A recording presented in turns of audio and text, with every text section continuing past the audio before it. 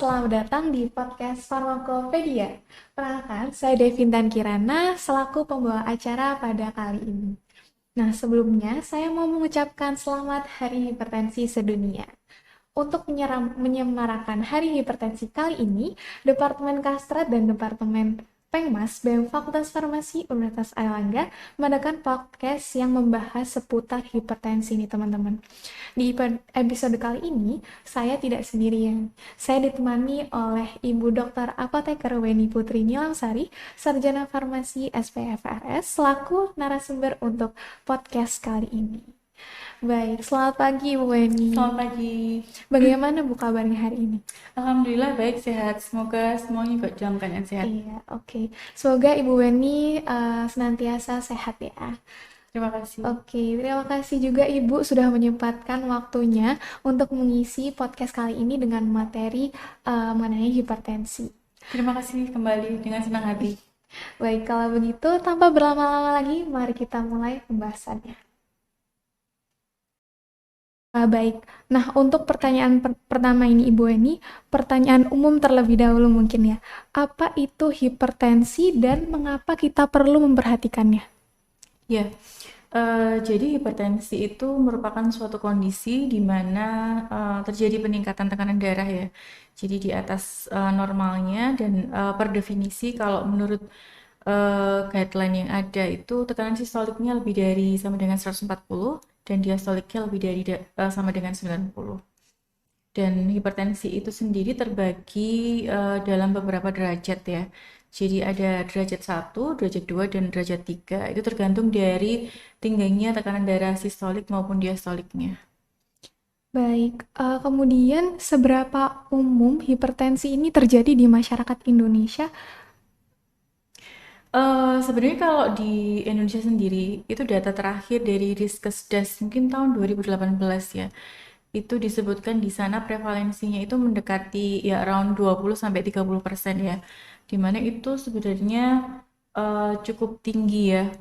Dan dibandingkan dengan negara-negara lain di Asia Tenggara, memang Indonesia ini prevalensi hipertensinya itu relatif mungkin paling tinggi ya, atau mungkin masuk di dalam beberapa negara yang memang prevalensi hipertensinya itu tinggi. Memang kalau kita lihat prevalensi di dunia itu juga bervariasi ya, terutama kalau untuk negara yang maju ya, negara yang maju itu prevalensinya memang lebih rendah dibandingkan negara dengan pendapatan yang menengah ataupun negara dengan pendapatan bawah ya. Itu memang lebih tinggi dan prevalensi di dunia pun kalau misalnya dilihat rata-ratanya memang ya sekitar 20-30% ya. Baik, ternyata cukup tinggi juga ya Iya, angka cukup tinggi. hipertensi Iya, betul di sekali. masyarakat Iya. Indonesia ini. Nah, kemudian sebenarnya faktor resiko apa yang dapat meningkatkan kemungkinan seseorang tersebut terkena hipertensi Ibu Weni? Ya, jadi hipertensi itu sendiri itu ada dua jenis atau dua tipe ya.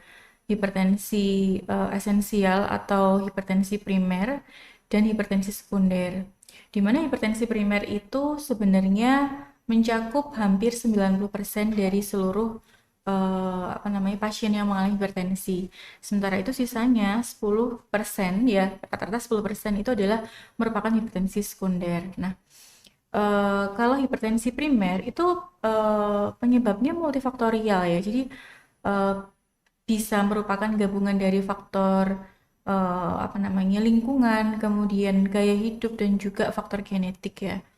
Nah, biasanya faktor risiko itu sendiri itu yang untuk hipertensi primer itu ada banyak diantaranya, misalnya yang pertama gaya hidup yang tidak sehat ya. Jadi sedentary lifestyle seperti yang umum terjadi di masyarakat kita sekarang ya, itu rata-rata ya kita berangkat ke kantor, duduk, kerjanya. Mahasiswa juga biasanya gitu ya, Iya, jadi benar jarang sekali, Bu. olahraga, jadi jarang bergerak ya. Itu merupakan salah satu faktor risiko. Kemudian yang kedua juga obesity ya. Jadi obesitas. Obesitas ini juga terbukti dapat meningkatkan risiko terjadinya hipertensi. Oleh karena itu memang pada pasien yang obesitas itu ditargetkan, diupayakan supaya bisa menurunkan berat badan ya. Jadi ditargetkan untuk mempunyai indeks massa tubuh yang ideal ya. Jadi mendekati 20 sampai 25 ya maksimal. Kemudian juga terkait misalnya konsumsi makan makanan yang tinggi natrium ya. Natrium itu juga jika dikonsumsi terlalu tinggi kadarnya itu juga terbukti dapat meningkatkan risiko terjadinya hipertensi gitu ya. Kemudian juga faktor genetik. Misalnya ada keluarganya yang pernah terkena hipertensi ya, eh, atau misalnya baik itu di usia yang muda maupun di usia yang tua itu juga merupakan salah satu faktor resiko. Kemudian juga misalnya merokok ya, merokok itu benar-benar bukti klinisnya tuh menunjukkan bahwa merokok memang merupakan faktor risiko yang kuat terjadinya hipertensi sehingga smoking cessation atau menghentikan merokok itu sangat penting untuk pengelolaan pasien-pasien dengan hipertensi. Kemudian juga misalnya faktor lain ya, kalau kita bicara terkait hipertensi yang esensial, itu memang ada apa ya, ketidaknormalan di dalam sistem renin angiotensin aldosteron sistem, kemudian juga sistem kardiovaskulernya, juga kemudian pada central nervous systemnya itu juga semuanya itu bisa berkolaborasi dan berkontribusi terhadap timbulnya hipertensi. Sehingga oleh karena itu, faktor-faktor yang sebenarnya dapat dimodifikasi seperti tadi misalnya perubahan gaya hidup, kemudian merokok, kemudian konsumsi garam, itu sebenarnya faktor-faktor yang seharusnya bisa dikendalikan ya. Ya benar sekali. Iya. Kalau kita bicara hipertensi sekunder, itu berbeda dengan hipertensi primer atau esensial ya.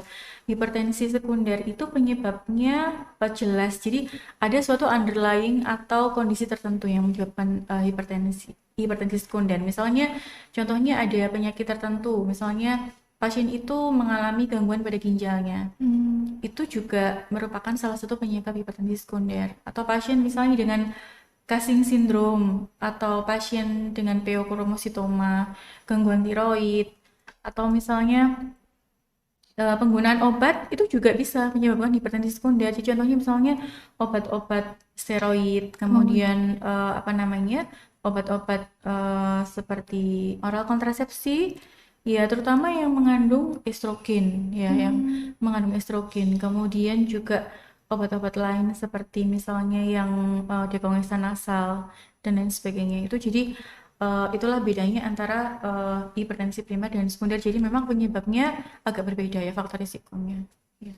Baik, ternyata cukup banyak ya Ibu faktornya. Iya, Tadi kayak seperti genetik, iya, kemudian lingkungan, gaya iya. hidup sendiri, konsumsi Betul sendiri, sekali. Iya, yang bisa menyebabkan seseorang itu terkena di hipertensi seperti itu. iya, betul. Baik, setelah faktor resiko nih, kira-kira apa saja gejala yang umum terjadi apabila seseorang itu mengidap hipertensi? Kemudian, apakah selalu ada gejala yang jelas apabila seorang itu mengidap hipertensi seperti itu? Iya, sebenarnya hipertensi itu apa ya, dijuluki silent killer gitu ya. Eh, hampir lebih dari 50% pasien yang sebenarnya terdiagnosis hipertensi itu mereka tidak tidak mengalami gejala yang tampak begitu ya. Sehingga itu juga yang menyebabkan pasien-pasien itu tidak aware bahwa dia mengalami hipertensi. Nah, tapi kalau misalnya kondisi tekanan darah itu tinggi sekali ya, biasanya kalau tekanan darahnya itu sudah derajat 3 di atas 180 sistoliknya, itu bisa jadi timbul gejala tertentu ya, misalnya seperti sakit kepala, kemudian pusing, kemudian bisa terjadi apa ya, aritmia ya, dada berdebar-debar, kemudian juga bisa terjadi apa namanya, penglihatan yang kabur ya, karena dia bisa menyebabkan retinopati gitu ya, dan juga bisa menyebabkan gangguan pada apa namanya ginjal ya. Jadi eh, tergantung dari organ yang terdampak ya. Tapi memang kalau kita lihat yang mengalami gejala itu tidak banyak ya. Dan kalau kalau pasien itu mengalami gejala itu biasanya tandanya tekanan darahnya sudah tinggi gitu ya. Jadi memang sebagian besar tidak mengalami gejala. Ternyata cukup mengerikan ya Bu, karena kan hipertensi ini salah satu yang silent killer ya istilahnya. Iya, Jadi benar. cukup mengerikan ya Tidak ternyata. menimbulkan banyak yang tidak mengalami gejala, tapi sebenarnya dampaknya sangat signifikan ke depannya. Ya. Oke, kemudian tadi kan sudah dijelaskan tentang gejalanya. Nah, selanjutnya apa langkah-langkah yang bisa menjadi pencegahan yang bisa diambil oleh teman-teman mungkin agar terhindar dari eh, penyakit hipertensi ini? Langkah-langkahnya tentu saja karena tadi sudah ada faktor risikonya ya, misalnya gaya hidup yang kurang baik ya. Jadi perbaikan pada gaya hidup. Maka dari itu pasien yang mengalami hipertensi itu selalu yang pertama adalah diarahkan untuk memperbaiki gaya hidup ya. Jadi yang pertama adalah menghindari sedentary lifestyle. Jadi banyak bergerak. Olahraga ya, olahraga itu direkomendasikan oleh European Society of Cardiology itu supaya pasien itu berolahraga dengan intensitas sedang ya. Hmm, Seperti contohnya misalnya jogging atau berenang atau misalnya bersepeda gitu ya. Itu bisa dilakukan dan bisa dilakukan 30 menit dan dalam 1 minggu itu dilakukan 5 sampai 7 hari. Itu yang direkomendasikan. Itu dibandingkan dengan olahraga yang ringan, itu terbukti olahraga yang intensitas sedang itu mampu memperbaiki tekanan darah dengan lebih baik ya. Kemudian juga tentu saja menurunkan berat badan ya. Kalau misalnya yang sudah apa namanya body mass index-nya sudah lebih dari 25, tentu saja ya ditargetkan idealnya adalah kurang dari 25 ya. Dan lingkar pinggang ya. Jadi lingkar perut ya. Lingkar perut itu kalau untuk laki-laki itu diusahakan ditargetkan kurang dari 90 ya. hmm. Dan untuk perempuan adalah kurang dari 80 ya. Jadi itu juga sangat sangat apa namanya berdampak ya untuk berkontribusi dalam mengendalikan atau mengontrol tekanan darah. Kemudian yang ketiga adalah dengan banyak mengkonsumsi makanan yang sehat ya. Jadi kita tahu di era sekarang kan kita banyak makan junk food Ya ya. benar sekali. Apalagi kalau misalnya anak mahasiswa gitu ya. Maunya simple Ibu Iya maunya soalnya. simpel cepet gitu ya. Bener Jadi banget. memang lebih banyak mengkonsumsi buah-buahan, kemudian sayur, kemudian juga ikan-ikanan ya. Dan juga mengurangi penggunaan lemak yang tidak jenuh ya. Hmm, Lemak yang jenuh ya. ya. Jadi misalnya kita bisa menggantikan dengan minyak zaitun ya. Dan juga mengurangi konsumsi seperti apa namanya makan makanan yang sudah diproses ya atau eh, daging merah itu juga bisa dikurangi dan lebih banyak ditingkatkan asupan ikan dan juga Oh ikan. sayur dan buah-buahan ya seperti itu. Kemudian juga membatasi konsumsi garam ya. Jadi kita Hmm, tahu bahwa iya. sebenarnya menurunkan konsumsi garam itu benar-benar terbukti bisa menurunkan tekanan darah ya. Oleh karena itu sebenarnya yang direkomendasikan itu oleh kebanyakan guideline itu supaya konsumsi garam itu sehari tidak lebih dari 2 gram ya. Jadi konsumsi garam tidak lebih dari 2 gram atau itu setara sebenarnya dengan 1 sendok teh garam dapur kita ya. Jadi totally sekian. Berarti sedikit sekali ya Ibu sebenarnya. Iya, lah kalau padahal semua makanan kita atau bahkan minuman itu kan juga mengandung garam Iya. ya. Oh iya Sehingga iya benar. memang ya kadang kita cuman kayak berpikir, oh ini makannya ini nggak asin kok gitu ya. Tapi sebenarnya kan proses memasaknya pun juga pakai Pakai garam. garam Kemudian ya benar. minum-minuman yang bersoda itu kan juga Oh iya mengandung benar. garam ya dan cemilan-cemilan itu semuanya mengandung natrium yang tinggi Tinggi. ya. Oleh karena itu harus diperhatikan. Oke. Sebenarnya langkah-langkah untuk mencegah terjadinya hipertensi ini cukup simpel ya untuk dilakukan sehari-hari. Seperti gaya hidup, terus olahraga yang mungkin juga jogging selama 30 Hmm. menit sebenarnya kan nggak berat ya Ibu. Iya, Kemudian kelihatannya sih nggak berat kelihatannya ya. Tapi kalau benar-benar diterapkan memang benar-benar butuh apa ya, butuh keyakinan ya, atau butuh apa namanya niat yang besar gitu ya. Kadang kita cuma melihat kalau wah cuma 30 menit olahraga, tapi kadang kan kita sibuk pagi udah mau kerja atau mahasiswa udah mau Oh, kuliah gitu-gitu ya. iya.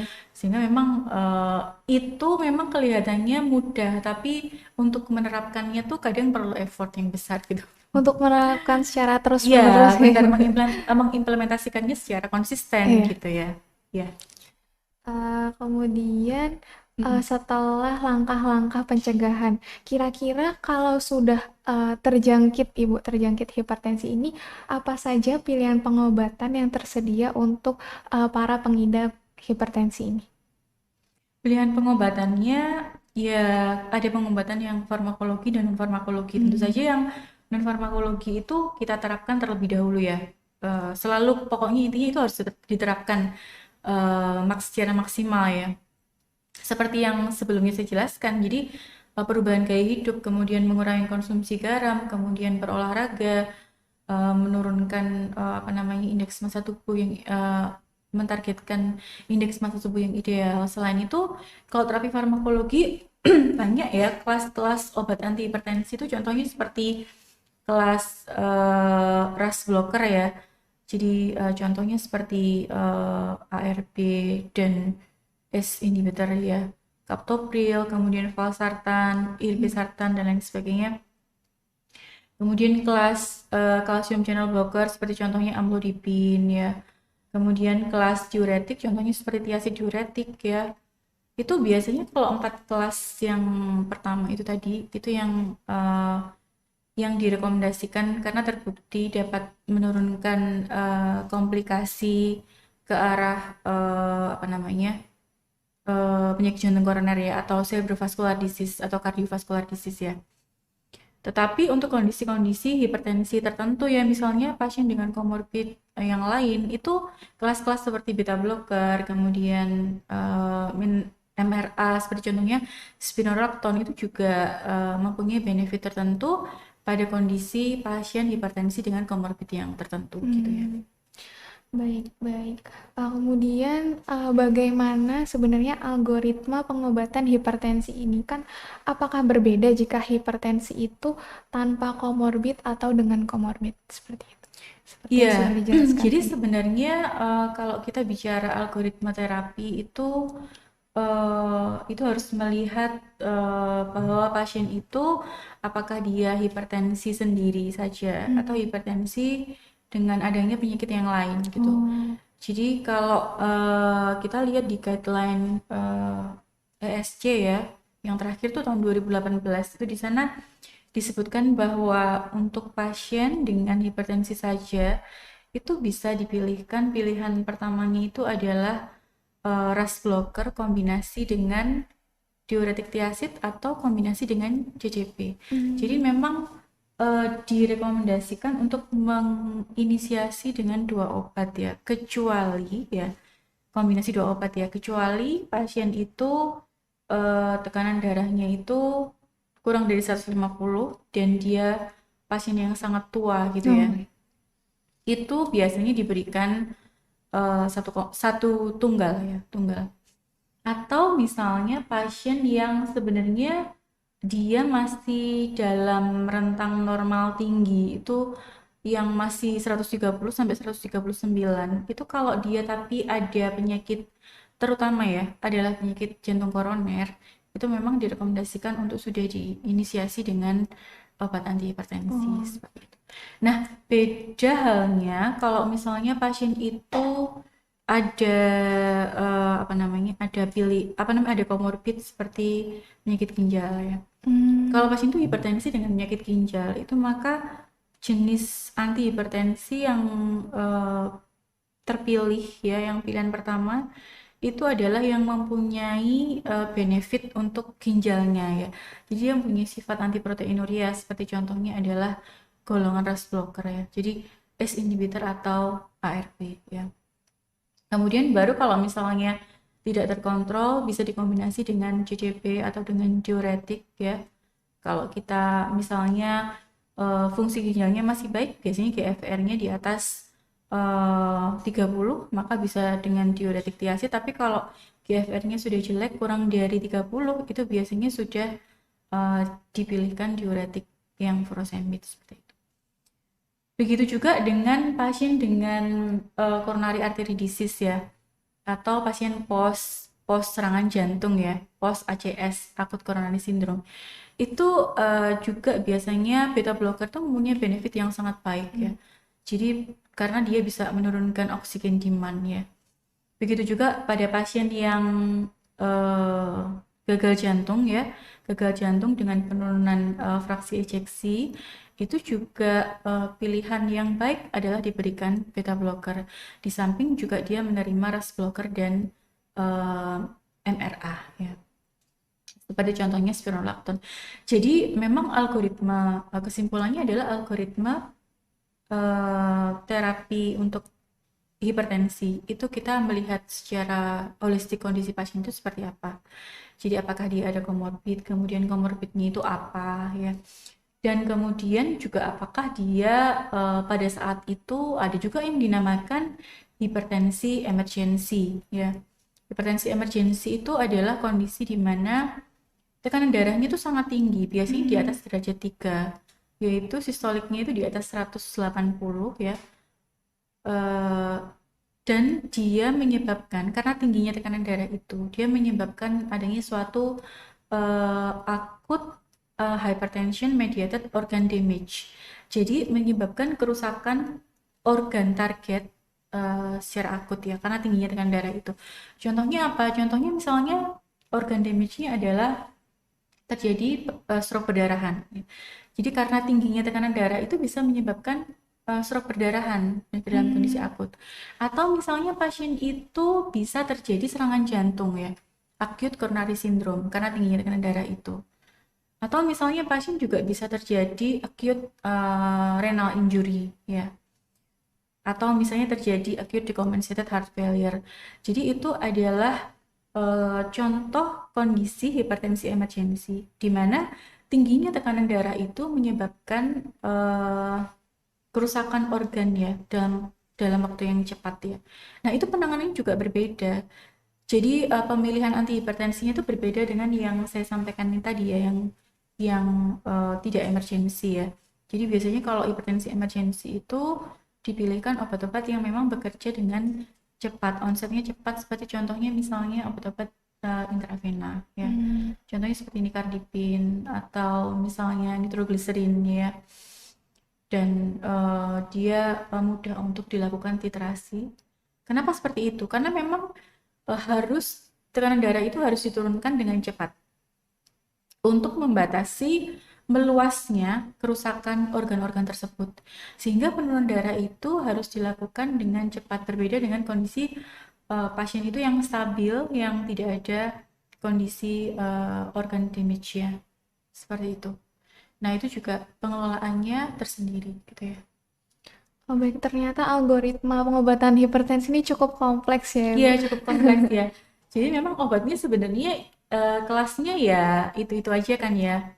Tetapi memang setiap kelas itu mempunyai apa ya, mempunyai istilahnya benefit ya terhadap suatu komorbid-komorbid tertentu ya, dan itu kemudian yang membuat algoritma itu kemudian diarahkan ke arah sana gitu. Kenapa kok dipilih ini, kenapa dipilih ini, seperti itu.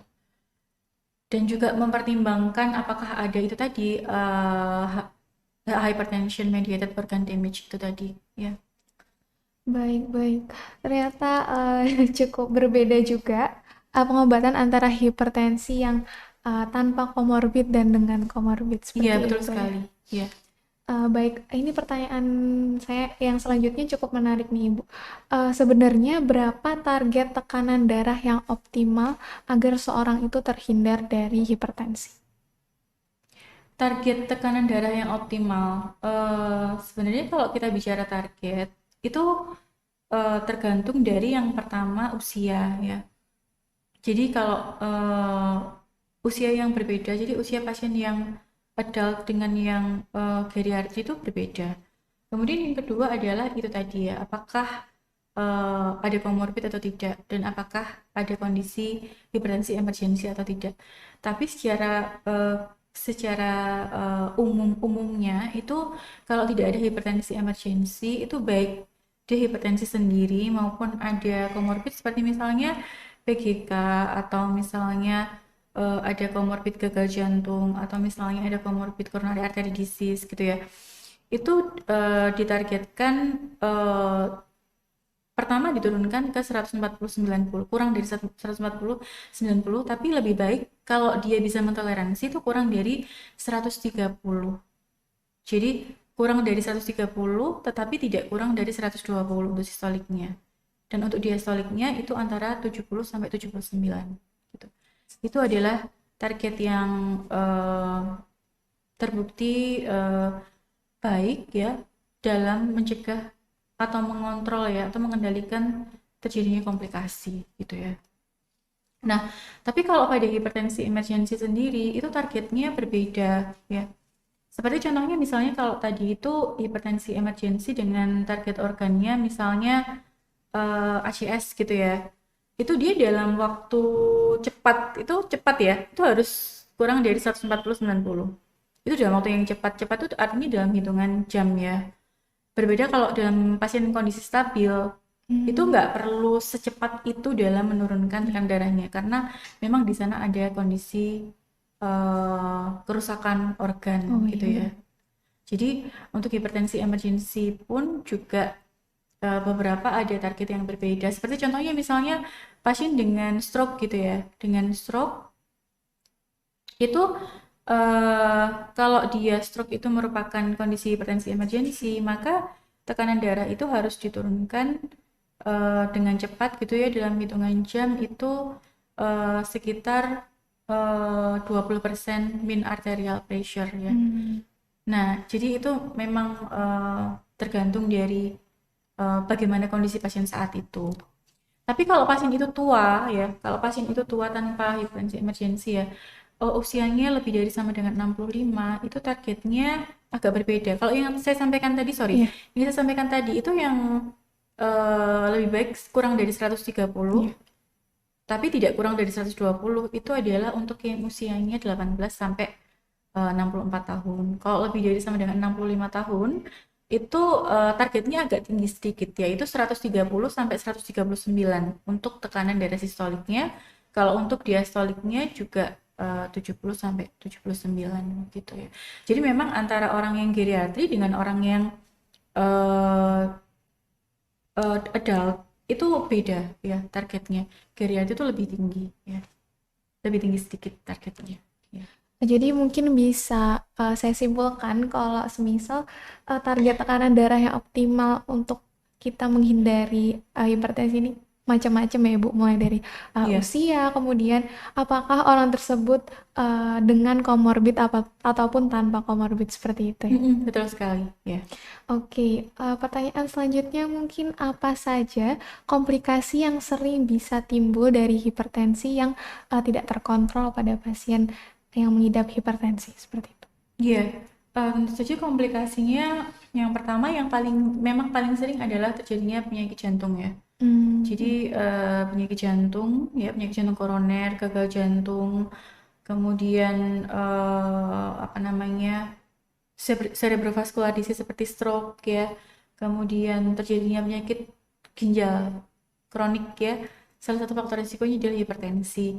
Kemudian juga bisa terjadi retinopati, bisa terjadi apa namanya aritmia jantung dan lain sebagainya. Jadi luas sekali sebenarnya kalau kita bicara komplikasi long term itu dampaknya, tapi terutama memang yang paling tinggi ya menyebabkan cerebrovascular disease dan cardiovascular disease ya. Nah, apakah semisal tadi yang komplikasi serius apabila terkena hipertensi itu apakah memungkinkan untuk terjadinya kematian itu?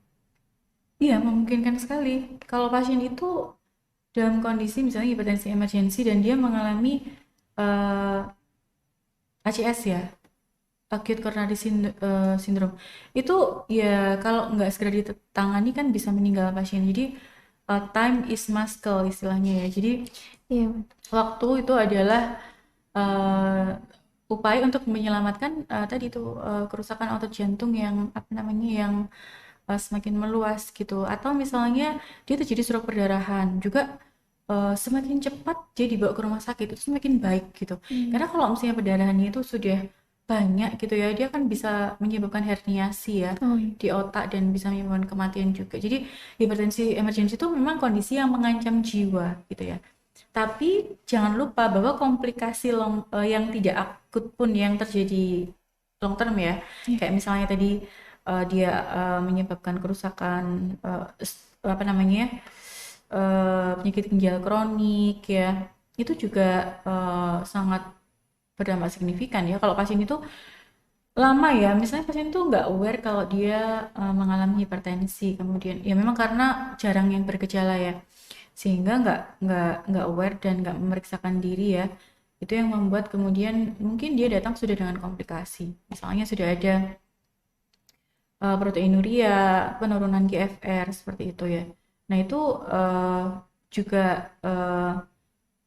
sangat berdampak baik dapat meningkatkan morbiditas maupun mortalitas dan juga jangan lupa meningkatkan biaya kesehatan juga ya. Ya, dan bukan pasien yang lain. Oke, ternyata cukup mengerikan ya ini kalau semisal komplikasi serius akibat hipertensi ini menjadi tidak terkontrol seperti itu ya Iya Ibu. betul sekali. Kemudian pertanyaan yang cukup menarik ini Ibu, sebenarnya ada nggak sih mitos umum tentang hipertensi yang perlu diluruskan? Kan kalau semisal penyakit-penyakit itu biasanya ada mitos-mitos yang sebenarnya itu tuh nggak relevan kalau semisal disandingkan dengan uh, penelitian atau lain sebagainya seperti itu. Mitos saya rasa apa ya? Kalau mitos mungkin ya, mungkin yang pertama adalah hipertensi itu hanya hanya menyerang orang yang sudah tua gitu atau hanya hanya dialami oleh orang yang sudah usianya sudah tua. Tapi faktanya pada kenyataannya semakin kesini tuh semakin Banyak juga yang banyak yang usia muda, usianya muda tapi sudah mengalami hipertensi. Mungkin itu juga kontribusi dari lifestyle tadi ya. lifestyle benar sekali. Kemudian juga yang kedua, mungkin ada mitos kalau karena hipertensi itu tidak bergejala sehingga ya dampaknya tidak serius gitu ya. Sehingga karena kan banyak pasien-pasien kita itu yang merasa ketika dia tidak mengalami gejala, dia itu merasa tidak sakit. Ya, merasa tidak sakit dan tidak minum obat. Jadi itu juga yang merupakan salah satu faktor yang memicu kenapa pengobatan hipertensi itu ya, kalau kita katakan belum seluruhnya adekuat gitu ya. Bahkan mungkin banyak dari pasien-pasien kita tuh yang pengobatannya tidak adekuat gitu ya. Kenapa? Karena salah satu faktornya adalah pasien tuh tidak patuh minum obat gitu ya. Kenapa? Faktornya banyak sekali ya. Tapi salah satunya adalah karena tidak timbulnya gejala. Itu juga yang menyebabkan pasien tuh jadi kayak merasa nggak sakit dan ya sudah dia Nggak apa-apa gitu nggak ya. minum obatnya. Nanti kalau dia baru kerasa pusing gitu, dia baru Baru minum minum seperti itu. obat. Padahal dia nggak tahu bahwa sebenarnya tekanan darahnya dia tuh ya tinggi dan itu kalau berjalan terus dampaknya akan buruk Berbahaya. pada organ-organ yang lain gitu ya. Kemudian apa ya, mitos yang lain adalah misalnya itu tadi, kalau orang yang sudah hipertensi dan dia menerima beberapa obat anti hipertensi gitu ya, ada yang merasa bahwa ketika dia minum obat-obat anti hipertensi itu akan merusak ginjal seperti itu ya. Dan itu membuat pasien itu menjadi tidak minum obat gitu ya, tidak karena dia takut kok banyak banget obatnya gitu. Dia menerima informasi mungkin dari tetangganya atau siapa gitu yang menyampaikan bahwa ini kalau minum obat terlalu banyak akan apa namanya menyebabkan ginjal rusak Iya, atau benar. atau menyebabkan apa namanya ketergantungan Iya, gitu ya. benar. Nah, itu juga merupakan mitos gitu ya, yang pada akhirnya merugikan dirinya sendiri karena pada akhirnya dia tidak patuh dalam minum obatnya gitu ya. Jadi mungkin bisa diluruskan di sini kalau semisal hipertensi yang pertama itu kalau hipertensi terjadi di orang tua saja itu mitos ya. Betul Kemudian sekali. kalau hipertensi itu memang kalau sudah diberi obatnya harus diminum secara berkala. Jadi nggak nunggu gejalanya timbul dulu Betul sekali. Jadi baru harus kita minum obatnya seperti itu ya Ibu. diminum dengan ya patuh Iya, sesuai dengan yang direkomendasikan oleh dokter dokter. ya. Jadi yang sudah diberikan itu ya harus diminum sesuai dengan anjuran dengan konsisten ya. Karena memang hipertensi itu memang nggak bisa sembuh ya, tapi Hmm. sangat bisa dikontrol gitu ya, sangat bisa Oh, iya. dikontrol sehingga dengan mengendalikan tekanan darah itu pada targetnya itu diharapkan timbulnya komplikasi itu menjadi minimal begitu. Nah, itu yang perlu dipahami sekali oleh pasien gitu ya. Dan yang perlu dipahami yaitu bahwa eh, tidak selalu menimbulkan gejala sehingga pasien itu ada atau tidak ada gejala itu harus minum obat, Harus minum. harus minum obat ya. Dan berkala, jadi secara rutin untuk memeriksakan tekanan darahnya. Oh, Karena iya. kan tekanan darah itu fluktuatif ya. Kalau Hmm. misalnya dia jarang kontrol itu ya kita nggak tahu apakah memang dengan regimentasi yang sudah diterima itu nanti pasien itu sudah tercapai belum targetnya atau malah justru terlalu rendah gitu ya. Nanti akan dimodifikasi lagi regimennya seperti itu. Jadi memang pemeriksaan berkala rutin kontrol ke puskesmas atau misalnya ke vaskes tingkat yang atasnya lagi itu harus gitu ya. Dan kalau misalnya dia mempunyai pemeriksaan tensimeter di rumah itu lebih baik gitu ya. Baik-baik. Kemudian pertanyaan selanjutnya Ibu Eni, apa pesan penting yang mungkin mau Ibu sampaikan kepada pendengar semuanya mengenai penyakit hipertensi ini, khususnya buat teman-teman mahasiswa nih Ibu? Ya itu tadi. Kalau misalnya yang kita masih kelihatan masih muda gitu ya, Iya mahasiswa-mahasiswa benar. ini ya. Ya, untuk mencegah terjadi hipertensi, maka tadi itu dianjurkan untuk mengubah pola hidup ya, yang kurang baik menjadi healthy lifestyle gitu ya. Tadi yang seperti saya sampaikan. Tapi kalau untuk pasien-pasien yang sudah mengalami hipertensi, mohon untuk eh, rutin untuk kontrol, kemudian obatnya diminum dengan konsisten begitu ya, supaya itu tadi apa namanya tekanan darahnya dapat terkontrol dengan baik dan meminimalkan terjadinya Hipertensi. komplikasi ya. Oke, baik. Ini pertanyaan terakhir nih Ibu Eni. Nah, kemana pendengar bisa mencari informasi lebih lanjut atau dukungan tentang hipertensi? Banyak ya sebenarnya kalau kita mau di UNER sendiri aja ya Iya. seperti di podcast-podcast seperti ini itu banyak kanalnya UNER tuh yang terkait kesehatan ya. Misalnya di Dokter TV Unair itu juga Oh, ada ya.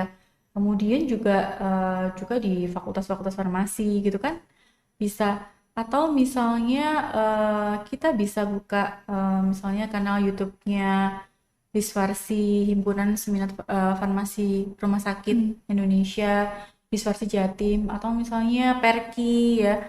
Di sana kalau misalnya kita masyarakat ilmiah itu bisa apa ya mengupdate ilmu itu dari sana juga bisa. Tapi kalau untuk masyarakat awam ya mungkin juga bisa kalau yang terkait dengan apa ya dokter UNER itu juga lebih apa ya lebih bahasanya lebih cocok gitu untuk masyarakat awam gitu ya. oke, ternyata cukup banyak ya uh, Cukup banyak sekarang ya. informasi lebih Mm-mm. lanjut mengenai Iya, sangat hipertensi. mudah sekali untuk Apalagi di diakses. UNER sendiri juga Betul ternyata sekali. sudah banyak. Iya.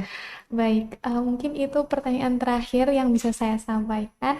Terima kasih sudah mendengarkan episode spesial kami dalam rangka memperingati Hari Hipertensi. Hari ini kita telah membahas berbagai aspek penting mengenai hipertensi, tadi mulai dari pengertian dan penyebabnya, kemudian gejala dan diagnosis yang ternyata kompleks sekali, kemudian hingga cara pencegahan dan pengelolaannya yang telah disampaikan oleh Ibu Weni.